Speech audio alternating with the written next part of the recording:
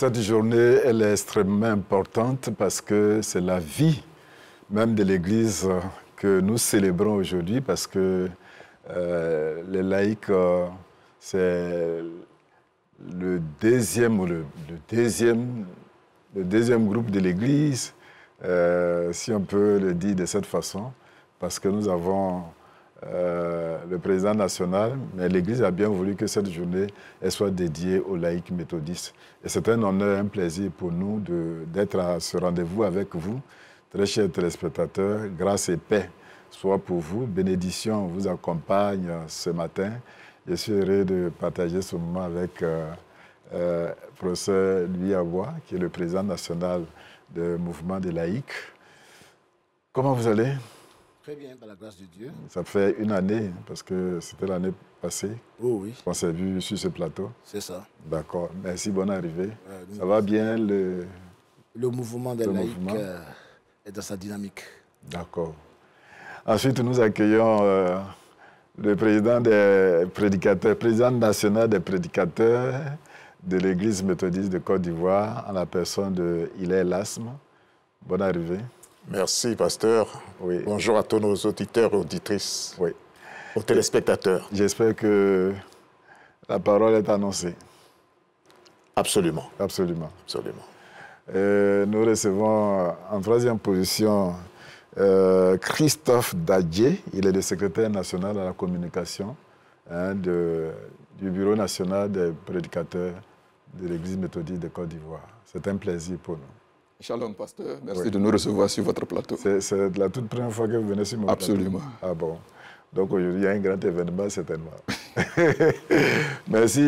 On termine. J'ai fait exprès pour terminer par l'honorable Beken Kokobé, qui est le directeur du département Réveil, Évangélisation et Croissance de l'Église. C'est un honneur. L'honneur est partagé. Voilà, d'être à nouveau après le lancement de la semaine des laïcs, d'être là encore pour la clôture. Mais le dimanche passé, vous étiez avec nous? Oui, justement, nous y étions pour lancer, puisque c'est la vitrine de l'Église méthodiste, le Temple des Béatitudes, qui abritait le lancement de cette semaine. Donc nous étions là. Et c'était aussi la journée des moissonneurs. Et en tant qu'aumônier du CFA, il fallait que je sonne la mobilisation, voilà, pour que la cagnotte enregistre quelque chose de conséquent. L'occasion est propice. Oui, l'occasion est propice. On va lui demander d'abord de présenter ce moment au Seigneur. Père, nous te bénissons, nous te rendons toute la gloire. Merci pour ce temps. C'est toi qui parles tantôt d'une manière, tantôt d'une autre. Fasse en sorte que ce moment monte vers toi comme un parfum d'agréable odeur en utilisant chacun selon le talent et le don déposé en lui. Que la gloire te revienne et la bénédiction soit sur les téléspectateurs d'ici et d'ailleurs. Au nom de Jésus, Amen. Amen. Amen. Le choix de lancer la semaine du mouvement des laïcs au plateau, ça s'est fait de façon fortuite ou parce que vous êtes au plateau? Oui, mais bon, nous sommes des chrétiens, donc rien ne se fait au hasard, Dieu planifie. Oui. Donc Dieu nous a visités et il faut savoir que cette année, la semaine se tient dans le district Abidjan-Nord. Voilà, donc dans le district Abidjan-Nord, le plateau étant une église du district Abidjan-Nord, donc le choix s'est fait et nous avons été heureux d'être choisis ou d'avoir été choisis pour abriter ce grand mouvement, ce grand événement. Ce que vous ne savez pas, c'est que le président a bien voulu que vous soyez là parce que cette année, c'est évangéliser en tout temps et en tout lieu. Et donc, il m'a dit que vous étiez important à ce rendez-vous parce que vous êtes le directeur du département Réveil, Évangélisation et Croissance de l'Église. Président, n'est-ce pas? Non, c'est ça. Tout à fait normal. Vous savez que c'est pourquoi je disais que l'occasion est propice pour exprimer notre profonde gratitude au bishop qui a autorisé que cette cérémonie, donc la célébration des Journées des laïcs, édition 2024, se tienne à Abidjan Nord, que le lancement se fasse à l'église Les Baptêmes du Plateau, et puis la clôture à l'église Le Jubilé de Cocody. Voilà, c'est comme ça que dimanche dernier, n'est-ce pas, l'église du Plateau a abrité le lancement de nos journées. Peut-être que vous n'avez pas le bishop, mais on pourrait se poser la question pourquoi l'église a choisi ces thèmes très importants. Oui, vous savez qu'aujourd'hui, nous assistons à une dérive des sociétés. Donc, il est tout à fait normal de recadrer, n'est-ce pas, les populations. Or, l'Église a cette mission d'éveiller les consciences. Voilà.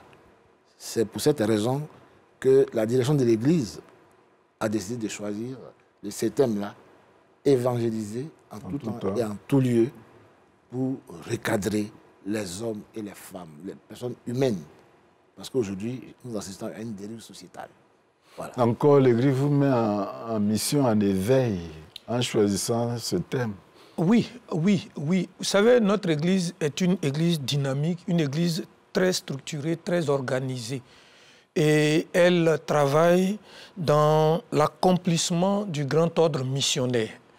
Et nous y allons étape par étape. C'est pourquoi, si on replonge dans les dernières années, on verra qu'on prend secteur par secteur.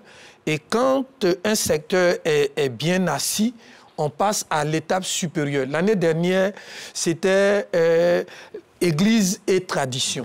Donc, nous sommes de plein pied dans la tradition, dans les us et coutumes. Nous sommes dans la société.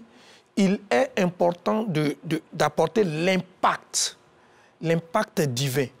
C'est-à-dire repositionner les institutions, repositionner la société au niveau éthique. Et c'est pourquoi, justement, cette année, nous parlons de évangéliser en tout temps. Donc, temps chronos, temps kairos, que l'occasion soit favorable ou pas, que le mois soit un mois pluvial ou un mois de chaleur, il faut agir en fonction du temps, mais il faut aussi agir dans les hameaux, dans les villages, dans les lieux où l'évangile n'a pas encore totalement pénétré. Donc, le département est honoré et nous ne cesserons jamais de dire merci au bishop pour cet honneur. C'est la même chose, hein, président.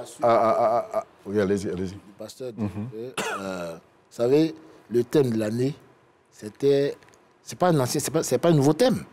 C'est pas un nouveau thème. Mais il fallait reposer les bases. Vous savez que l'évangélisation suppose d'abord la connaissance de la culture et de l'identité des populations destinataires. Ensuite, l'ouverture de cette culture-là sur, les bases fondamentales que sont l'intimité avec Dieu, la priorité familiale, l'intégrité, etc., etc. C'est pour cela que la direction de l'Église a voulu d'abord traiter ce thème-là, Église et tradition, pour permettre, n'est-ce pas, qu'on appelle au peuple de Dieu de se ressourcer et maintenant de revenir armé, n'est-ce pas, qu'on appelle emprunter, qu'on appelle la voie de l'évangélisation. Voilà.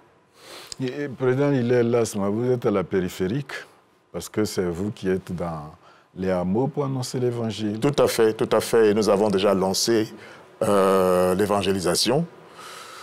Le premier départ a été donné par, justement, Abidjan Nord, et ça, par cercles concentriques, ça s'éparpille. Chaque district est appelé à évangéliser parce qu'en réalité, notre lieu de prédication, c'est dans le monde, ce n'est pas dans l'Église. Nous avons demandé à tous les prédicateurs qui ne sont pas programmés le dimanche de sortir et d'apporter l'évangélisation à tous ceux qu'ils rencontrent. Si quelqu'un est assis, il rencontre la personne, il engage la conversation et puis il oriente la conversation vers l'évangélisation. C'est ainsi que nous avons commencé ce travail.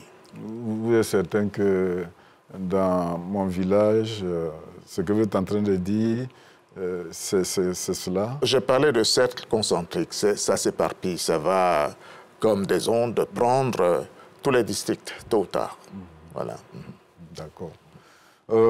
Président, je disais tantôt qu'on s'est retrouvés depuis l'année dernière. Aujourd'hui, nous voici. En termes de bilan, on peut dire quelque chose? Oui.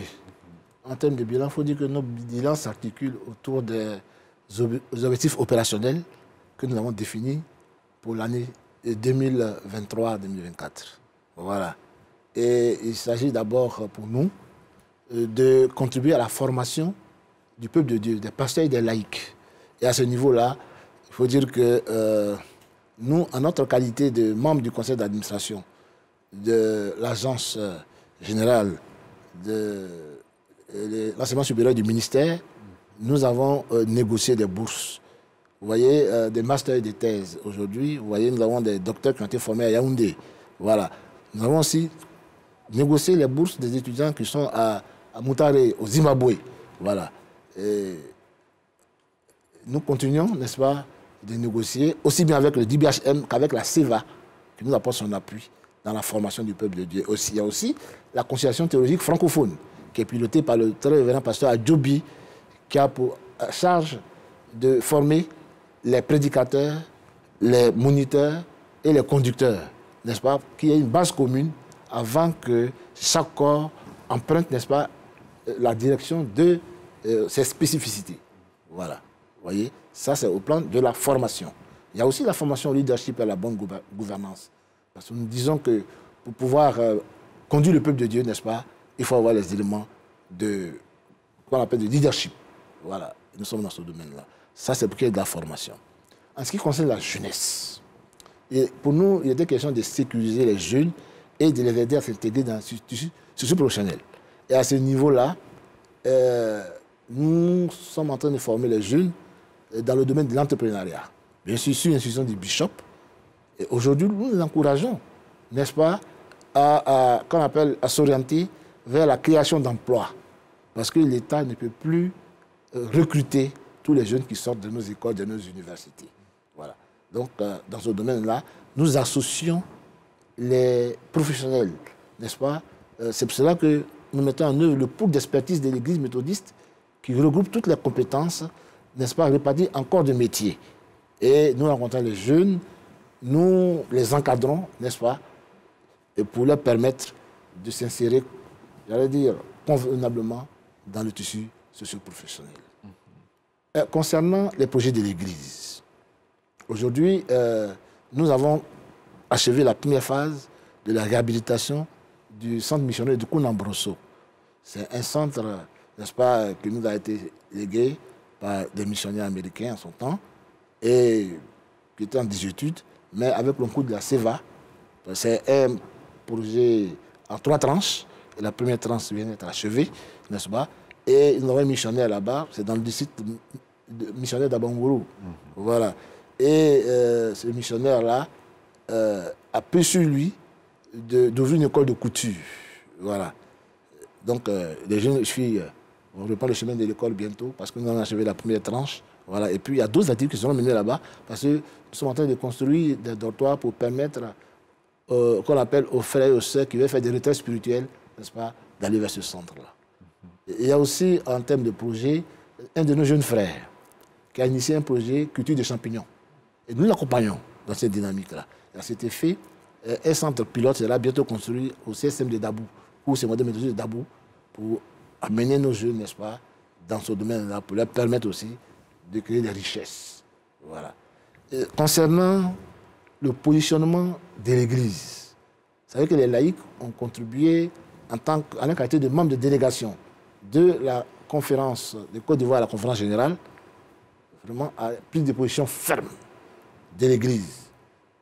Parce que notre Église ne s'inscrit pas dans la reconnaissance des LBTQ et puis dans la célébration des mariages homosexuels. Donc, de manière ferme, nous avons aux côtés des pasteurs pris cette décision qui a été réaffirmée lorsque nous sommes revenus en Côte d'Ivoire ici, à une conférence extraordinaire, et qui a abouti au retrait de notre Église, de l'Église méthodiste unie. Voilà. Nous avons aussi d'autres champs d'investigation, notamment le renforcement de la capacité de nos médias méthodistes. Voilà. Vous voyez que la télévision d'avoir le jour, les médias, nous y contribuons activement en nos qualités de laïcs. Il y a aussi la mise à jour des fichiers stratégiques pour les expertises, patrimoine et propriété de l'Église. Comme je le disais tantôt, nous sommes en train de recenser les frères et sœurs qui sont aussi à l'étranger. Oui, qui sont à l'étranger, dans la diaspora, parce que nous avons besoin d'eux pour le développement de l'Église. Voilà. Et nous sommes en train de le faire. Et nous avons mis sur, qu'on appelle, créer une commission dirigée par notre frère, l'ambassadeur Paul Ayoma, n'est-ce pas? Et avec le concours du secrétaire adjoint de la conférence chargé des affaires extérieures, le lieutenant Michel Lobo, mettre en place, n'est-ce pas, une stratégie pour permettre à nos frères et sœurs qui sont à l'extérieur de contribuer de manière efficiente à la vie de l'Église. Voilà. Il y a aussi la mise à jour du plan stratégique, puisque nous sommes à la fin d'une saison. Nous allons amorcer une nouvelle saison. Nous sommes en train de mettre à jour aussi le plan stratégique. Tout cela contribue à la mobilisation des fonds. Oui. Ça, c'est un volet très important. Parce que, vous voyez, lorsque nous parlons de projets de l'Église, il y a les projets comme Kounambrosso, mais il y a aussi les projets qui sont mis en œuvre par l'ONG Siloé, voilà, qui permettent à l'Église quand même de générer des fonds. Le projet pisciculture, voilà.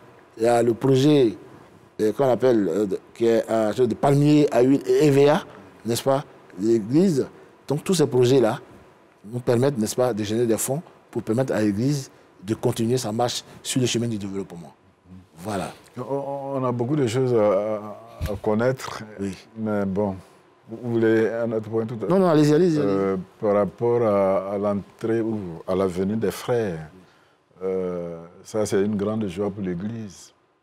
Le plan de laïcs. Non, une joie immense. Vous savez, une Église aussi sérieuse que la nôtre ne peut pas regarder ses frères aller de l'autre côté. N'est-ce pas? Des frères et sœurs se sont un moment retirés. Mais par la grâce de Dieu, à force de prière, ils sont revenus. Nous les avons accueillis à bras ouverts. Et l'Église a entamé un processus de réintégration. Vous voyez, les pasteurs et les laïcs ont été accueillis à la faveur d'une conférence extraordinaire. Aujourd'hui, les étudiants ont été reversés à l'ISTA par le biais du conseil des ministères. Les pasteurs sont en train d'être intégrés dans les districts avec le concours des surintendants. La même chose est faite pour les laïcs. Nous avons reçu même, nous avons eu une réunion tout récemment, je crois le mardi dernier, pour les réintégrer dans les églises locales. Vous voyez? Donc le processus est en cours pour permettre aux frères et sœurs de se retrouver. Ils sont revenus à la maison, nous sommes heureux de les accueillir. Voilà. En termes de nombre, on peut évaluer au niveau des laïcs. Au niveau des laïcs, oui. Non, nous n'avons pas le chiffre exact. D'accord. Mais ils sont nombreux. Ils sont nombreux. Pour les pasteurs, il n'y a pas de problème. Je crois qu'ils sont c'est une trentaine de pasteurs qui arrivent. Voilà. Mais pour les laïcs, ils sont assez nombreux. Oui. Cette année, votre semaine, comme on disait tantôt, a été lancée à l'église du Plateau. L'accent est mis sur quoi exactement pour cette semaine? Dans cette semaine, l'accent est mis sur l'évangélisation. Voilà. L'évangélisation. Parce que je le disais tantôt, vous savez qu'aujourd'hui, il y a des valeurs, de nombreuses valeurs sont proposées aux jeunes. Vous voyez? Et ce sont des valeurs qui ne sont, j'allais dire, qui ne sont pas celles qui sont proposées par la Bible. Donc, il était bon que l'Église marque un temps d'arrêt, n'est-ce pas, pour ressourcer la population, la jeunesse, pour leur dire, voici les valeurs de la Bible. C'est pour cela que l'Église a choisi, après une année d'imprégnation dans nos cultures et coutumes, de revenir à la surface pour dire il faut aller vers les populations pour leur communiquer la parole. Parce que c'est ça l'évangélisation. C'est la communication qu'on appelle de la bonne nouvelle du salut au peuple. Et c'est ce que nous faisons avec, sous, bien sûr, la direction du département du réveil et de la croissance de l'Église. Comment cela doit se faire? Parce que les années antérieures, par rapport aux autres thèmes, il y a un travail qui a été fait pour que ça soit mis à la disposition du peuple de Dieu, les prédicateurs, les pasteurs, en ce qui concerne évangéliser en tout temps et en tout lieu. Voilà, alors on est toujours dans cette même dynamique. Voilà, le mouvement national des laïcs a travaillé avec nous, un TDR et le Conseil Église et Société avec le professeur Hortense Aka Dagoua-Kribi. Nous avons travaillé et cette semaine, dans l'après-midi du vendredi, voilà, les délégations sont venues de tous les districts pour que nous puissions nous accorder sur une vision, parce que le bishop a décliné, c'est vrai, c'est un thème, mais il y a des objectifs. Il y a l'objectif principal général et il y a des objectifs spécifiques. Et nous avons partagé avec notre structure spécialisée dans l'évangélisation, qui est la structure, qui est la cellule d'évangélisation classique. La révérende Béké était en mission dans le district de Mans, mais elle est descendue parce que c'est une affaire nationale. Il faut qu'au point où nous sommes parvenus, nous ayons les mêmes bases, parce que c'est le thème qui sera traité dans nos synodes à la faveur des conversations sur l'œuvre de Dieu. Donc il faut qu'ils aient les mêmes éléments pour qu'une fois dans les synodes, ils puissent dispatcher. Donc c'est ce qui a été fait samedi. L'évangéliste ignamien Charlie et Béké Béatrice, la révérende, ont travaillé des questions, des réponses, des ateliers le samedi dans la matinée pour que nous ayons matière à aller communiquer aux autres formateurs des différents districts. Donc il y a eu la formation, on va dire comme ça, des formateurs et nous sommes à l'aise. Nous sommes toujours disposés. Si quelqu'un n'a pas bien cerné un pan, on est là toujours. Mais nous pensons qu'à partir de ce qui s'est passé vendredi et samedi, le peuple de Dieu, les formateurs ont la matière pour aller dans les districts et préparer maintenant la conversation sur l'œuvre de Dieu. Nous avons été aidés par le frère Dali Obo. Dali Obo, voilà. Par la louange. Et la très révérende docteur Pierre Begré aussi, qui a écrit un livre, qui a contribué à l'écriture d'un livre au plan africain. Voilà. Donc, dans cette formation. Voilà. C'est de ça seulement qu'il s'agit au niveau de la semaine du laïque? Non, il ne s'agit pas que de ça. Il y a le séminaire, certes, mais également une activité sportive. Voilà, qui réunit les circuits du district d'Abidjan Nord. Ouais. Voilà, qui a eu lieu au cours secondaire méthodiste de Cocody le samedi matin.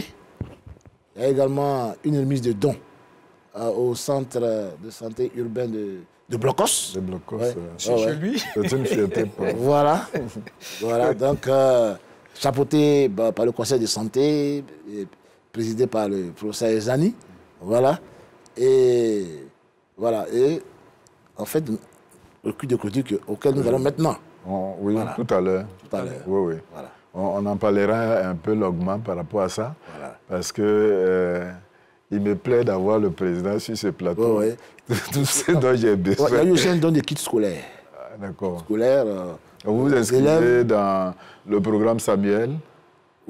Puisque nous avons travaillé avec le district d'Abidjan Nord. D'accord. Voilà. Donc, don de kits scolaires qui a eu lieu donc, aux élèves, aux étudiants d'Abidjan Nord. Oui. Les orphelins vulnérables. Et donc aux veuves, aux voilà, orphelins. les meilleurs bénéficiaires, parce que nous, Abidjan Nord, c'est l'expression qu'on utilise, les meilleurs bénéficiaires. Encore aujourd'hui, Abidjan Nord. Bon, on se retrouve à Abidjan Nord. Mais c'est le TGV. Les autres districts, on ne fait pas... C'est aussi mon district d'origine. Oui, non, oui, mais c'est le constat qu'il fait. C'est le constat qu'il est en train de faire le dimanche passé. Pratiquement tous ceux qui étaient sur mon plateau, voilà, Abidjan Nord. Il n'a pas mis l'accent sur, mais on réalise que bon, voilà. C'est sur le plateau qu'on découvre que nous sommes tous... C'est tout comme. Oui. Vous êtes dans quelle communauté? Je suis de la communauté Philadelphie, dans Gré-Château. Abidjan Nord, voilà. Voilà. Et là, vous êtes dans quelle communauté? Rivera.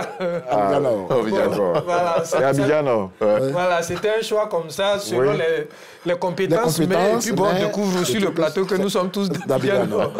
Mais voilà, comme je le disais, les orphelins vulnérables qui ont performé au niveau de l'année académique antérieure, passée. Donc voilà, il fallait leur dire félicitations et bonne continuation, et surtout pour prendre ce temps-là pour que ceux qui sont dans la dimension bien passent à la dimension supérieure de meilleur. Voilà, donc nous disons merci au mouvement national des laïcs qui a donné ce punch-là à la vision Samuel de notre district. Vous savez qu'à l'église, nous cultivons l'excellence. Oui. Il était bon qu'à ce moment-là, un courage dans nos jeunes, voilà, dans cette dynamique de l'excellence. D'accord.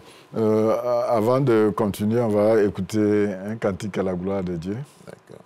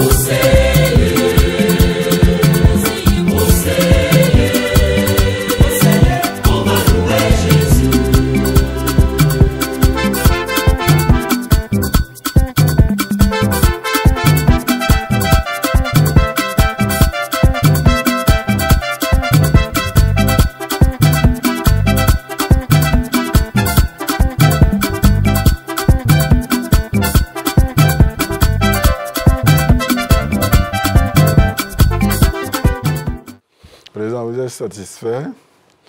Au moins, nous arrivons à ce niveau de l'année et pratiquement on est à la dernière phase. Peut-être que les renouvellements des structures vont s'opérer soit l'année prochaine. Est-ce que vous êtes satisfait? Bon, parler de satisfaction, c'est difficile de soi-même de se... On laisse les autres évaluer. Mais ce que je voudrais dire, c'est que l'Église est en marche. Voilà.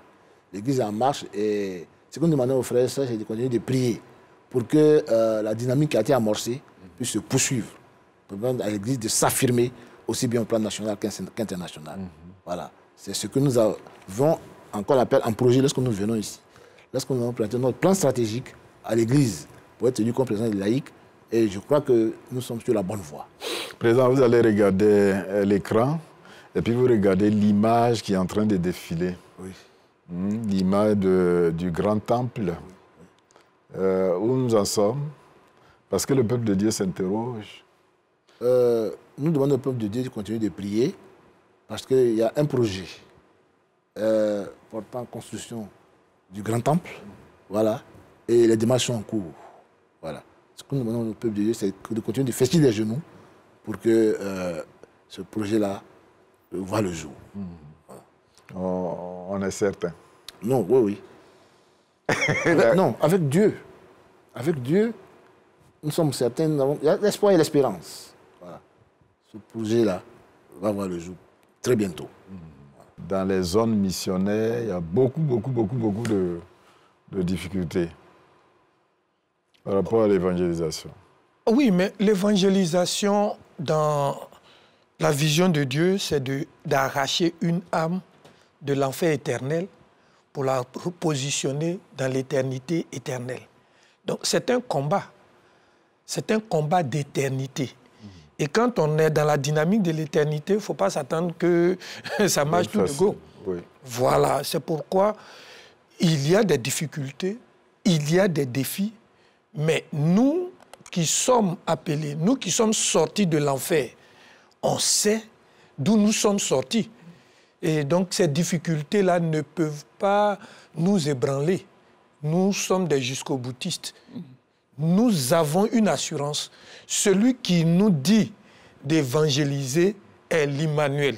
Il est avec nous. Il ne va pas nous lâcher en plein combat.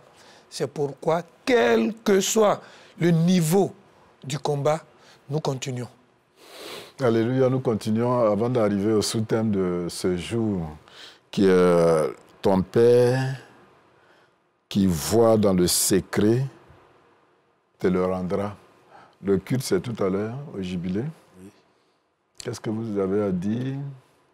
Je crois que ce que je vais dire prolonge ce que vient de dire le directeur du département du réveil, qu'on appelle la croissance de l'Église. Vous voyez, l'évangélisation, c'est un programme. Et comme il a dit, il y a des difficultés sur le parcours, mais il faut persévérer.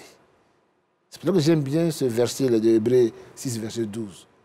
Persévérer dans la foi de service pour hériter des promesses. Vous voyez? Et l'Église a mis en place, n'est-ce pas, j'allais dire une structure qui s'est engagée dans un processus, n'est-ce pas, et que nous devons aider. Parce que chacun sera récompensé selon le fruit de ses œuvres. C'est ce que nous dit le thème. Lorsque vous lisez Jérémie 17, verset 10, qui est un des textes, n'est-ce pas, que nous allons lire tout à l'heure à l'Église. Voilà. Donc, je crois qu'il appartient, chacun doit être un évangélisateur. Par son comportement, par sa manière de faire, aussi bien dans son milieu de service. D'abord, ça commence dans la cellule familiale. Dans la cellule familiale, dans nos établissements scolaires et dans nos milieux professionnels. C'est ça, c'est ce que les gens regardent. Mais je suis bien d'accord qu'il soit là, parce qu'il dit que l'évangélisation coûte cher. Pendant que vous allez au cul de clôture, ça veut dire qu'il y a la mobilisation des fonds. Parce que si on n'a pas l'argent, on ne peut pas. Oui. Vous savez, comme il a dit, quand vous évangélisez, vous allez sur le terrain, il y a une approche culturelle, comme dont j'ai parlé tout à l'heure. Quelquefois aussi, quand vous allez, vous n'avez pas le même vide. Vous allez vers l'inconnu, n'est-ce pas? Mais il faut une imprégnation sociale. Donc, il faut amener les populations à adhérer à votre projet. Vous voyez? Donc, il faut entrer dans la population, mais on n'entre pas le même vide. Ça coûte cher. Maintenant, c'est une campagne d'évangélisation. Mais vous savez que la sonorisation, les éléments qu'on utilise coûtent cher, n'est-ce pas? Et on a besoin de fonds.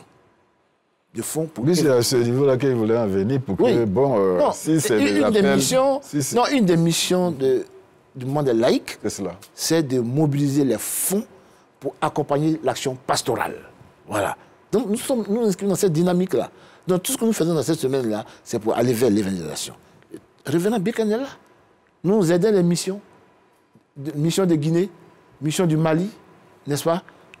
Dans le domaine de l'évangélisation. Maintenant, la mission du Burkina. Vous êtes bien placé pour lancer l'appel à, si on peut dire, comment on peut le dire? Non, à mes frères et sœurs laïcs. D'accord, voilà. Oui, chacun doit apporter dans la maison commune pour aider à répondre à la grande commission. Aller par tout le monde et faire toutes les nations disciples.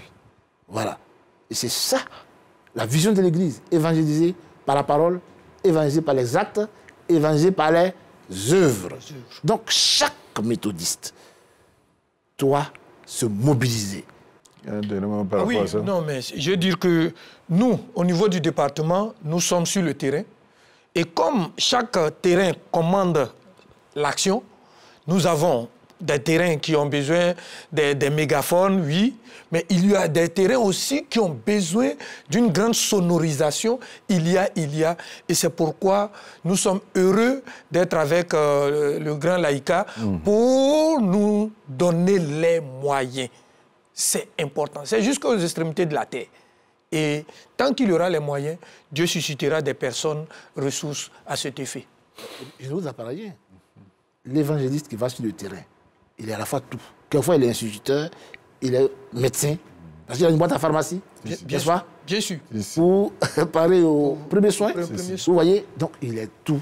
Donc il faut l'équiper. On a besoin d'équipement pour permettre au département de faire son travail. Je crois que c'est le message que vous aurez lancé tout à l'heure à l'église du Jubilé. Oui. Ton Père qui voit dans le secret te le rendra. On va lire Matthieu chapitre 6, versets 1 à 8 et versets 16 à 18. Le secrétaire national est bien placé pour nous faire la lecture. Matthieu chapitre 6, du verset 1 au verset 8, puis nous irons du verset 16 au verset 18. Voici ce que nous rapporte l'évangéliste dans la version Louis II. Gardez-vous de pratiquer votre justice devant les hommes pour en être vus. Autrement, vous n'aurez point de récompense auprès de votre Père qui est dans les cieux. Lors donc que tu fais l'aumône, ne sonne pas de la trompette devant toi, comme font les hypocrites dans les synagogues et dans les rues, afin d'être glorifiés par les hommes. Je vous le dis en vérité, ils reçoivent leur récompense. Mais quand tu fais l'aumône, que ta main gauche ne sache pas ce que fait ta droite, afin que ton aumône se fasse en secret, et ton Père, qui voit dans le secret, te le rendra. Lorsque vous priez, ne soyez pas comme les hypocrites qui aiment à prier debout dans les synagogues et au coin des rues pour être vus des hommes. Je vous le dis en vérité, ils reçoivent leur récompense. Mais quand tu pries, entre dans ta chambre, ferme ta porte et prie ton Père qui est là dans le lieu secret, et ton Père qui voit dans le secret te le rendra. En priant, ne multipliez pas de vaines paroles, comme les païens qui s'imaginent qu'à force de paroles, ils seront exaucés. Ne leur ressemblez pas, car votre Père sait de quoi vous avez besoin avant que vous le lui demandiez. Allons-y du verset 16 au verset 18. Lorsque vous jeûnez, ne prenez pas un air triste, comme les hypocrites qui se rendent le visage tout défait pour montrer aux hommes qu'ils jeûnent. Je vous le dis en vérité, ils reçoivent leur récompense. Mais quand tu jeûnes, parfume ta tête et lave ton visage, afin de ne pas montrer aux hommes que tu jeûnes, mais à ton Père qui est là dans le lieu secret, et ton Père qui voit dans le secret te le rendra. Amen. Amen. Nous avons entendu un test très éloquent. Peut-être qu'on n'a pas lu les deux autres tests, mais simplement on va les rappeler. Et puis on va vous donner l'occasion de nous aider à comprendre, peut-être aller... Vous êtes tellement habitués à ce plateau, donc je n'ai rien à vous apprendre. Peut-être aller au contexte, et puis ce qui est essentiel pour nous en ce jour, non seulement nous qui regardons, mais les laïcs de l'Église méthodiste de Côte d'Ivoire. Le premier test, c'est Jérémie chapitre 17, verset 10. Le deuxième test, c'est Hébreux chapitre 4, verset 12 à 13. Et le troisième test que nous venons de lire, Matthieu chapitre 6, verset 1 à 8. versets 16 à 18. Alors, dans le texte de Matthieu, le verset qui nous intéresse, c'est le verset 4, qui dit ceci, « Ton Père qui voit dans le secret te le rendra. » Alors, le nom Père est écrit avec un P majuscule. Le P majuscule concerne directement Dieu, le Père. Et Dieu le Père, donc, Jésus nous indique qui est notre Père qui voit dans le secret. Il voit dans le secret parce qu'il est omniscient. Il voit dans le secret parce qu'il est omniprésent. Il est même là où se trouve le secret. Et donc, le secret qui est caché aux yeux de tous est dévoilé devant lui. Le secret de nos intentions, le secret de nos motifs, ce qui est caché dans ton cœur, tout ce que tu fais en secret pour tromper, pour détourner, pour manipuler les gens, pour couvrir les complices, tout est à découvert devant lui. Il voit ce qui est caché dans notre cœur, il voit ce qui est fait en secret et il le rend, il le met à ton profit en fonction de la qualité de tes intentions et motivations. Ce thème donc est tiré du discours de Jésus, le discours qu'on appelle le sermon sur la montagne. Et ce discours du chapitre 6 parle de l'importance de donner, de prier et de jeûner de manière discrète, sans chercher la reconnaissance des hommes. Cela nous montre que les bonnes actions doivent être faites pour des raisons sincères et que Dieu qui voit dans le secret récompensera ceux qui agissent avec humilité. Dans ce monde où les choses sont sans frein, tout le monde agit sans frein, où les fondements sont renversés, où les réseaux sociaux sont utilisés pour révéler ce monde où chacun veut être vu, où les familles et les particuliers prennent plaisir à y montrer leur vie, même dans leur intimité. Ce monde où les entreprises, grandes et petites, prennent soin d'être visibles dans les médias et les réseaux sociaux. Même l'Église veut être visible dans ses actions. Mais que nous dit Jésus dans le premier verset de Matthieu 6 ? Gardez-vous de pratiquer votre justice devant les hommes pour en être vus. Autrement, vous n'aurez point de récompense auprès de votre Père qui est dans les cieux. Voyez ? Donc, Jésus, d'abord, nous montre le Père. Il nous apprend à identifier le Père et il nous apprend aussi à voir que le Père est dans notre intimité. Le Père est présent. Il nous apprend que nous avons besoin d'avoir une conscience de la présence de Dieu. Le Père voit dans nos secrets. Donc, tout ce que nous faisons est récompensé ou rétribué. Rien de ce que nous faisons n'est resté sans récompense. Donc, dans notre marche spirituelle et notre relation avec Christ, l'intention occupe une place très importante. Jésus souligne que les actes de bonté et de dévotion doivent être motivés par de bonnes intentions, de véritables intentions, et non par le désir d'impressionner, d'être vu ou loué par les hommes. Parce qu'avec de tels désirs, fruits des intentions inappropriées, les hommes te loueront et te respecteront sans doute. Mais spirituellement, il n'en sortira aucun bénéfice. À ce sujet, l'Épître aux Hébreux, le chapitre 4, le verset 12, nous dit ceci. La parole de Dieu est vivante et efficace, plus tranchante qu'une épée quelconque à deux tranchants, pénétrante jusqu'à partager âme et esprit, jointure et moelle. Elle juge les sentiments et les pensées du cœur. Les sentiments et les pensées du cœur. Que nos cœurs, le cœur de l'Église, le cœur des laïcs, soient imprégnés des pensées de Dieu pour être gardés. Prenons le cas de l'aumône au verset 2 et 3 de Matthieu chapitre 6, Jésus dit « Lors donc que tu fais l'aumône, ne sonne pas de la trompette devant toi, comme font les hypocrites dans les synagogues et dans les rues, afin d'être glorifiés par les hommes. je vous le dis en vérité, ils reçoivent leur récompense.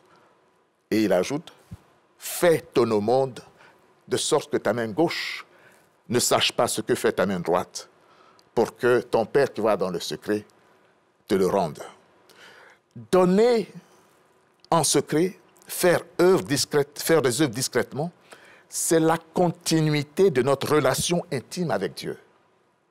Cela implique que chacun de nous doit chercher à se rapprocher de Dieu sans attirer ni se soucier du regard des autres.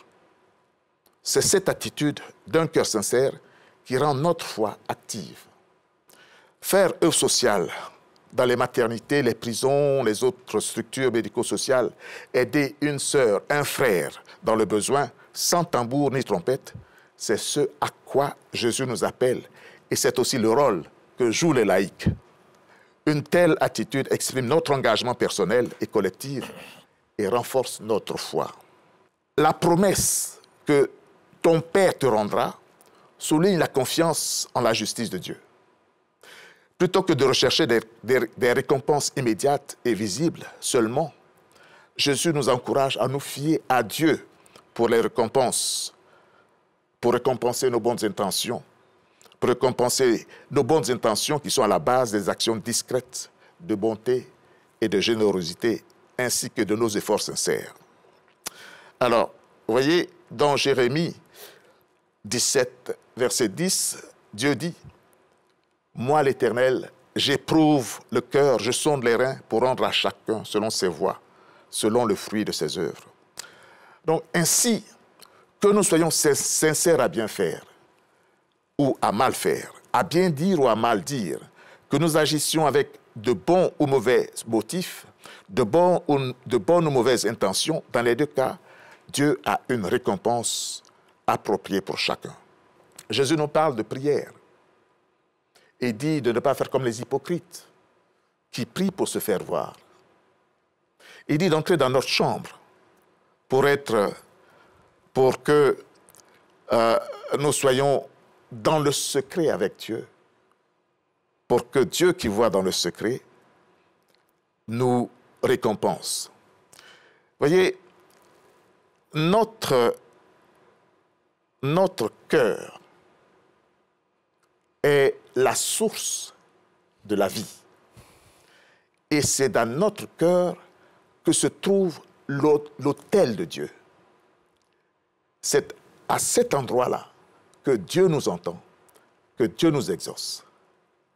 Mais nous devons venir de manière authentique, être vrai dans notre relation avec Dieu, dans notre intimité avec Dieu.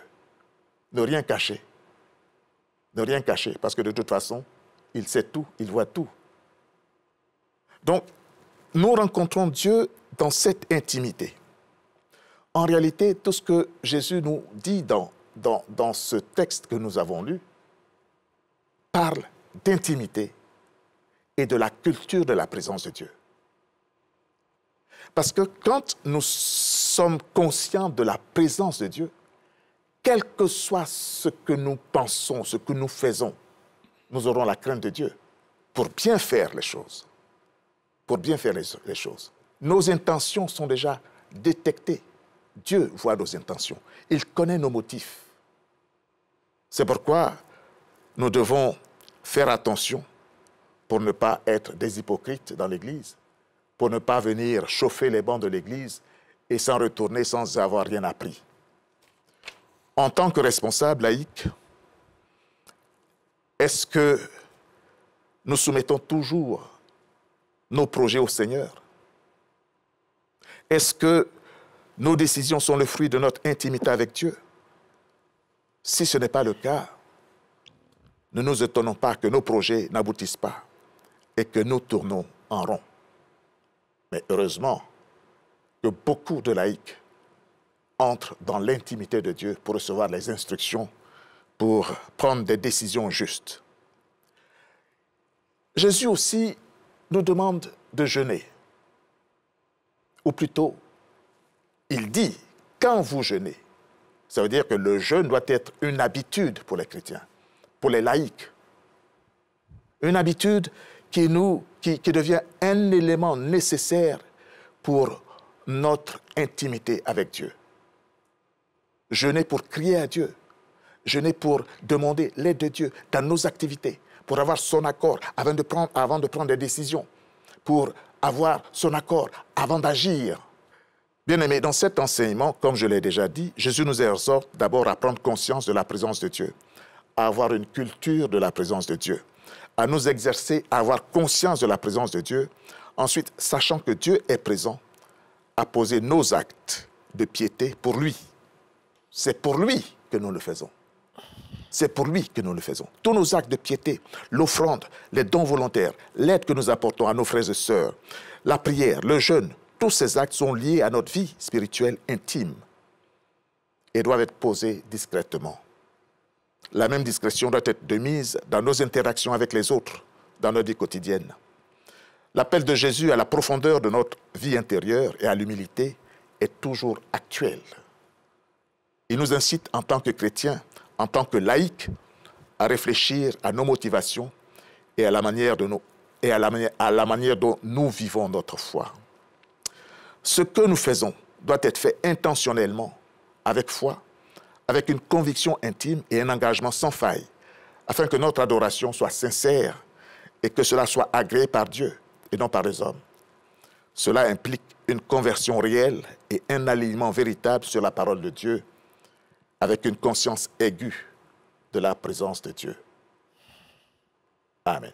Nous sommes dans le chapitre 6 et Jésus nous dit que notre justice, il rentre dans 3 domaines, au niveau de l'offrande, au niveau de la prière et au niveau du jeûne, doit être supérieure à, dans ces 3 domaines-là, il faut qu'on soit supérieur aux pharisiens. Je rappelle que pour notre gouvernement, les pharisiens, c'était le mouvement laïque, voilà, donc de cette époque. Donc il faut être meilleur aux pharisiens en n'adoptant pas l'idéologie des pharisiens. Mais l'antidote que Jésus propose, c'est l'exercice de la piété pour guérir notre avarice, pour guérir notre incrédulité et pour guérir notre orgueil. Et cela doit se faire par un acte juste. Mais pour Jésus, un acte juste, il est aussi bien dans l'action que dans la motivation. Voilà. Donc, dans tout ce que nous faisons, on peut même faire preuve de, entre guillemets, se cacher, alors que dans la motivation, on n'est pas humble. Voilà. On ne peut rien cacher à Dieu. Donc, ce que nous faisons, c'est le cœur. Si notre cœur est rempli d'orgueil, même si on le fait de manière insidieuse, Dieu sait qu'il y a orgueil. Même si on met ça dans une enveloppe pour donner. Dans une enveloppe, il y a orgueil. Oui. Voilà. Donc, on peut tromper les hommes, mais on ne peut pas tromper Dieu. Oui. Et je conclus pour dire que, donc, pour Jésus, l'essentiel de la foi est dans l'ordre du secret, de l'intime, du caché. Mais à partir du cœur. Le cœur est connecté sur Dieu et Dieu sait. Sortons du public, rentrons dans l'intimité de Dieu. On est pratiquement à la fin. On va donner le dernier mot au président. Oui, je voulais dire que, en termes de résultats, ça dit que l'évangélisation devra aboutir à la conversion des cœurs. Voilà. Et à la stabilité spirituelle, à la paix intérieure, pour permettre aux uns aux autres de contribuer au développement de la société. C'est pour cela que je voudrais demander, d'abord aux familles, c'est ça, tout commence par la cellule familiale, aux familles d'instruire les enfants à la parole de Dieu, aux classes méthodistes se mobiliser pour apporter la bonne nouvelle du salut, aux églises locales de s'organiser, et ce n'est pas seulement le département ou bien la structure d'évangélisation de l'église locale, mais toutes les structures doivent travailler en synergie. Pendant que qu'on appelle la structure d'évangélisation travaille sur les textes et sur les stratégies d'évangélisation, les femmes, les hommes apportent ce qu'ils peuvent, n'est-ce pas? Comme qu'on appelle vêtements, habits, n'est-ce pas? Pour accompagner la nouvelle âme gagnée à Christ. Vous voyez? Et ça, cette même dynamique, elle doit se voir au niveau des districts, n'est-ce pas? Pour permettre à l'Église d'avancer. Bien sûr, sous la tutelle du département qu'on appelle réveil. Évangélisation et croissance de l'Église. Vous voyez, voilà. Allez, faites de toutes les nations des disciples les baptisant au nom du Père et du Fils et du Saint-Esprit, et enseignez-leur à observer tout ce que je vous ai prescrit. Et voici, je suis avec vous tous les jours, jusqu'à la fin des temps. La mission est engagée, ça ne s'arrête pas là, c'est tous les jours de notre vie, pendant que nous sommes encore vivants. C'est vrai qu'on a une semaine, mais le travail continue. Je voudrais vraiment vous dire merci pour l'occasion que vous nous avez donnée de pouvoir instruire, éduquer. Merci à vous. On lance l'appel encore pour ceux qui sont hésitants autour du jubilé. Vous avez l'occasion d'aller à l'église pour glorifier et louer le Seigneur. Certainement le dimanche prochain, on va se retrouver, mais d'ici là, je voudrais vous dire au revoir et à dimanche prochain.